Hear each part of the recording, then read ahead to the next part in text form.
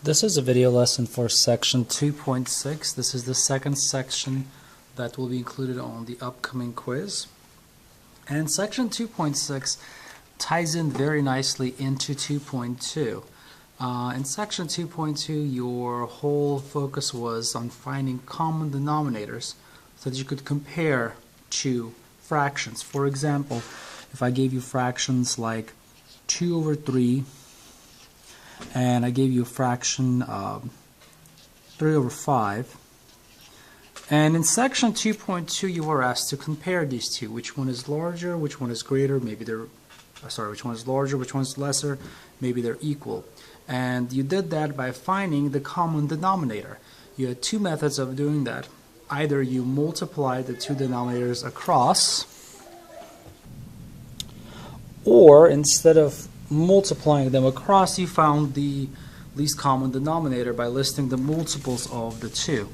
And what I told you before was that if the denominators are small, use method 1.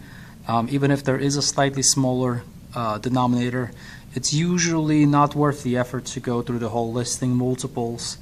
So if the denominator is in the single digits and small at that, usually method 1 works fine. The denominators are big, then try to see if method 2 works, because it'll probably save you a lot of headache and time. In this case, the denominators are small, so you would use method 1, and that's really the best method for this problem. In 2.6, we're going to be asked to add or subtract the fractions.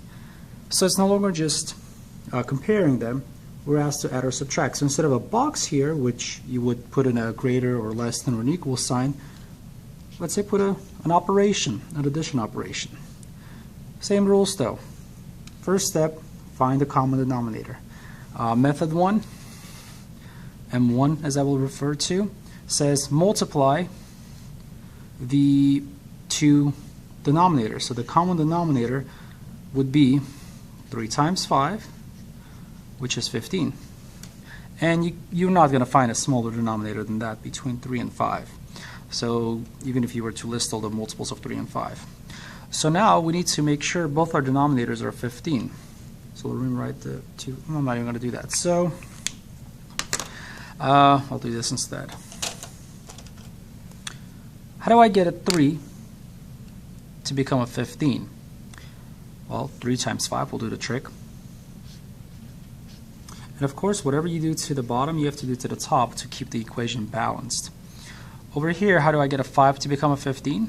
I can multiply it by 3. And once again, whatever I do to the bottom, I have to do to the top as well. Well, now that this is done, I'm going to rewrite my fractions in their new form, which now include the common denominator. So I get 10 over 15. 5 times 2 is 10, 5 times 3 is 15, and then plus 3 times 3 is 9, 5 times 3 is 15. So I've achieved what I was looking for, and that was a common denominator. Now that they have a common denominator, I can just write them both over 15 because, well, that's what they have. And now I can simply worry about the numerators, the tops. The operations addition, 10 plus 9, well, that's 19 over 15. Now if you want to, you can convert this improper fraction back into a proper fraction by making it into a mixed fraction, which this would be this, because 15 goes into 19 once and the remainder is 4. But honestly, as far as I'm concerned, this or this would be a fine answer. If you got this far, I'm happy. I have no problem with improper fractions. I know technically this is the simplest form, but I'm happy with that. Let's do another example. This time let's try subtraction. So let's say we have 4 over 5, and then we have minus 7 over, let's try 8. So I have a subtraction operation between two fractions. It's no longer a comparison, but it's an operation of subtraction. Same rules though as before, find the common denominator. Here, again, method 1, method 2. I think method 1 is still going to apply here. Fractions, the denominators are small values, so I'm going to use method 1. So M1 says to find the common denominator, you multiply the two or any denominators present. If there's more than 2, you would multiply all 2, but 5 times 8 is 40, and this is going to be our goal now, get to 40 with the denominators. How do I get a 5 to become a 40? Well, I multiply it by 8. How do I get an 8 to become a 40? I multiply it by 5. Now I rewrite my fractions in their new form. 8 times 4 is 32 over 40. 7 times 5 is 35 over 40. And it's still a subtraction operation. Now that they have a common denominator, I'm going to write them both over 40. And I'm just going to worry about the numerators. Now remember this from a while back.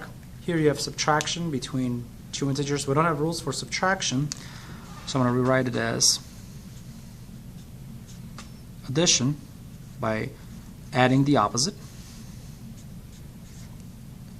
Make this into addition, flip the second number to its opposite.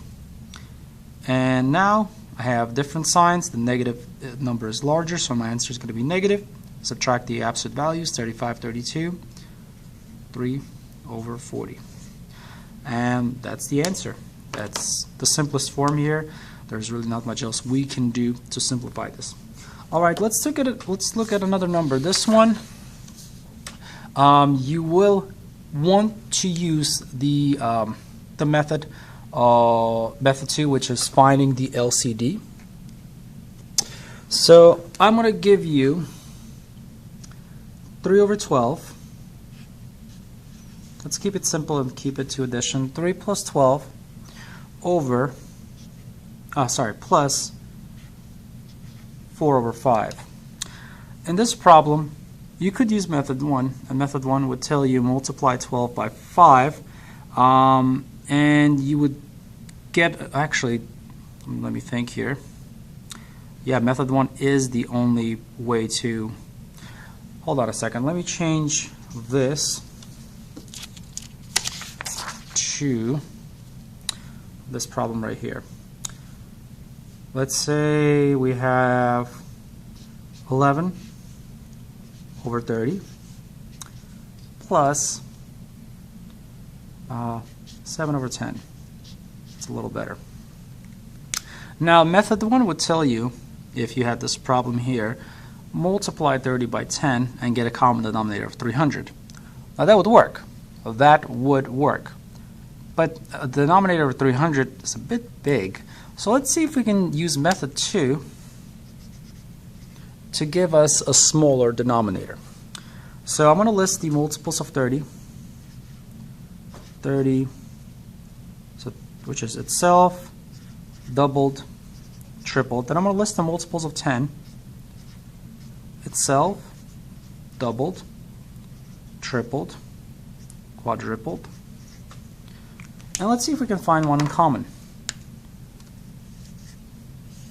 Oh, found one in common. Now, that's our LCD, our least common denominator. So the LCD for method 2, in this case, is 30. So now we have to make both of the denominators 30. And the best part about finding the LCD, sometimes one of the denominators is already in that form, which means I have to do nothing to this guy. Here, how do I get a 10 to be a 30? Multiply top and bottom by 3. 11 over 30 plus 21 over 30. Now that they both have the same denominator, I can both write them over 30. Do my very simple addition. 11 plus 21 is going to give me 32. Ooh, wow. 32. Let me write that a little neater. And here again you can simplify it, make it into a proper fraction. Honestly, if you give me this answer on the quiz right now, I would be happy. Maybe later I would ask you to do more with it, but for right now that's good.